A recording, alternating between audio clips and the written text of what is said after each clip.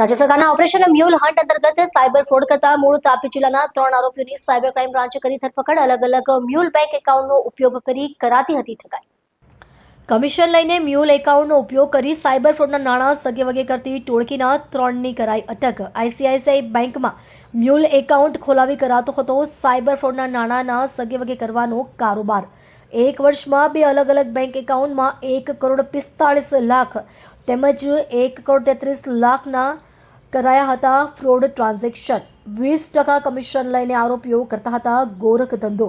આંતરરાજ્ય cyber fraud gang સાથે પકડાયેલા આરોપીઓના તાર જોડાયેલા હોય તે દિશામાં તાપી જિલ્લા સાયબર પોલીસે તપાસ હાથ ધરી. સર્વર પાડવી, તાપી.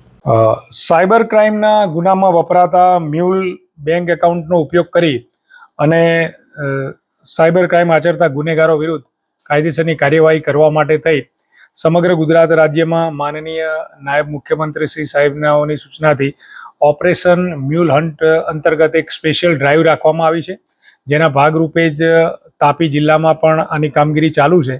અને સરકારશ્રીના જે પોર્ટલ ઉપરથી તાપી જિલ્લામાંથી જે મ્યુલ એકાઉન્ટનો ઉપયોગ થયો છે એ એકાઉન્ટોની વિગતો અમે અમારી સાયબર ક્રાઇમની ટીમને ચકાસતા હતા, ત્યારે તાપી જિલ્લાની વ્યારા ખાતેની આઈસીઆઈસીઆઈ બેંકના એક ખાતામાં કેટલાક શંકાસ્પદ વ્યવહારો ધ્યાનમાં આવતા તેમાં ઊંડાણપૂર્વક તપાસ કરતા તેમાં એવી માહિતી મળી હતી કે એ ખાતામાંથી 1,45,00,000 રૂપિયાના સસ્પિશિયસ ટ્રાન્ઝેક્શન મળ્યા છે.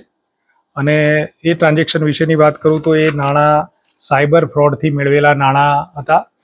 અને જે એકાઉન્ટ વિશાલ કુમાર રાજેન્દ્ર કુમાર ગામિત નામની વ્યક્તિના નામનું એકાઉન્ટ હતું, જે આઈરિસ કોમ્પ્લેક્સમાં એમઆર એન્ટરપ્રાઇઝના નામે પોતાની દુકાન ભાડેથી રાખી અને ત્યાં તે એડ્રેસ પરથી એણે આઈસીઆઈસીઆઈ બેંકમાં એક કરંટ એકાઉન્ટ ખોલાવેલું હતું.